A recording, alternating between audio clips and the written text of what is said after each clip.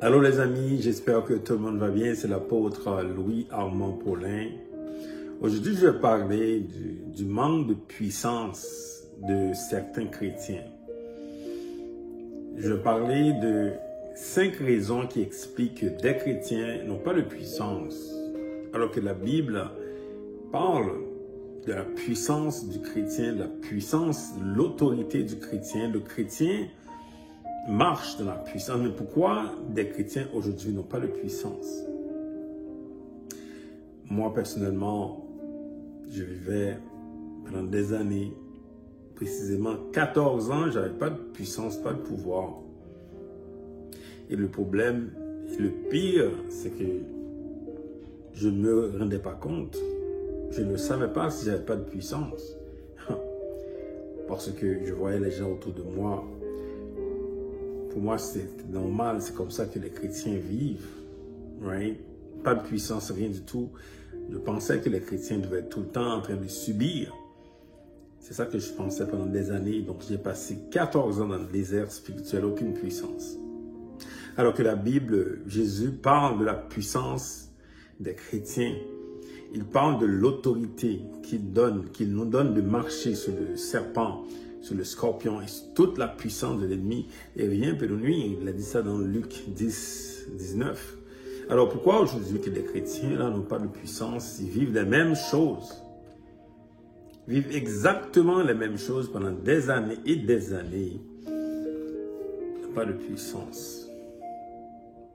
Comme je dis, moi, je connais l'état d'impuissance. Parce que moi, je l'avais vécu moi-même. Et c'est en lisant la Bible, en lisant la parole de Dieu, c'est là qu'on se rend compte qu'il y a un problème. Pourquoi Jésus parle comme ça des chrétiens et nous, on vit ça? Et c'est là que le chrétien doit questionner. Parce que Jésus ne peut pas dire ça de nous. Il ne peut pas dire qu'on est puissant, qu'on marche dans l'autorité de la puissance. Et notre vie, on est complètement démuni de puissance. Il y a un problème. Alors aujourd'hui, je vais vous partager 5 raisons qui expliquent pourquoi que des chrétiens n'ont pas de puissance aujourd'hui. La première raison, c'est le manque de repentance. Il y a des chrétiens qui pensent que la repentance, c'est juste une seule fois. On fait une prière de repentance, c'est terminé, c'est ça la repentance. C'est comme, on vient à Jésus, on fait une prière de repentance, c'est ça la repentance. Les amis, la repentance, c'est une vie. Nous vivons une vie de repentance devant le Seigneur. À tous les jours, on doit se repentir.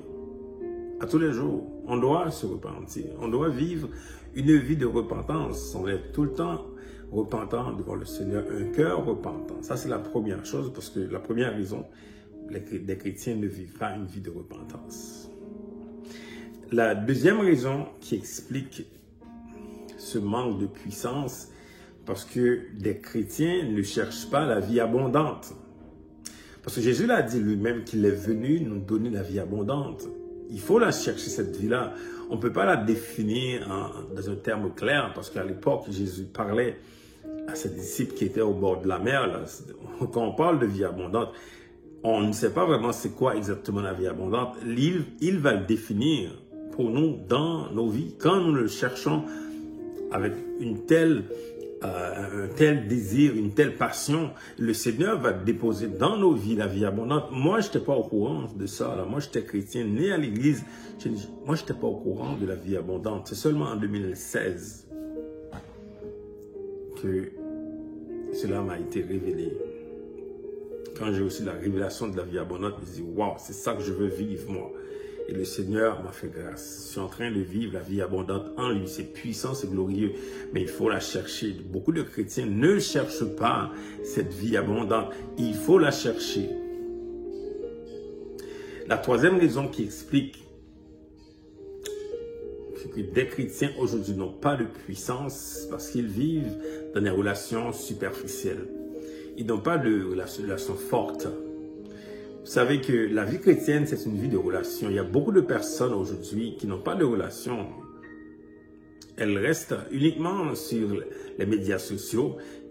Elles ont des relations totalement superficielles. Il n'y a aucune façon d'avoir de bonnes relations. Ces gens-là, généralement, ne vont pas à l'église. Mais s'ils vont, il n'y a pas de relation à l'église. Parce que dans la vie chrétienne, c'est une vie de relation que des chrétiens, des frères et sœurs prient l'un pour l'autre.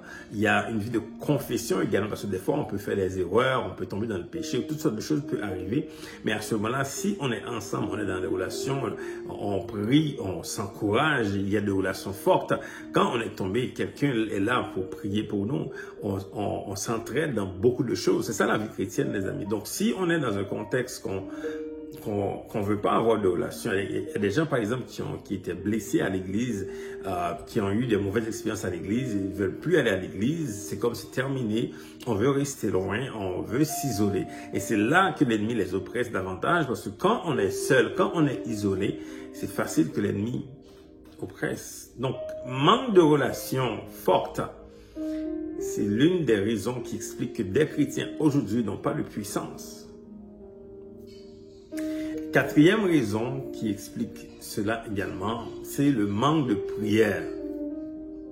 Les amis, il faut prier. Jésus priait. Pourquoi nous, on ne prie pas? Jésus passait beaucoup de temps dans la prière. Il reprochait aux disciples de ne pas pouvoir prier pendant 1 heure. Donc, 1 heure, c'est le temps minimum qu'on doit prier. Minimum par jour, là, on doit prier au moins 1 heure par jour. Beaucoup de chrétiens aujourd'hui n'ont pas de vie de prière. Pas de vie de prière. Les gens sont tellement occupés à courir partout dans toutes sortes de choses.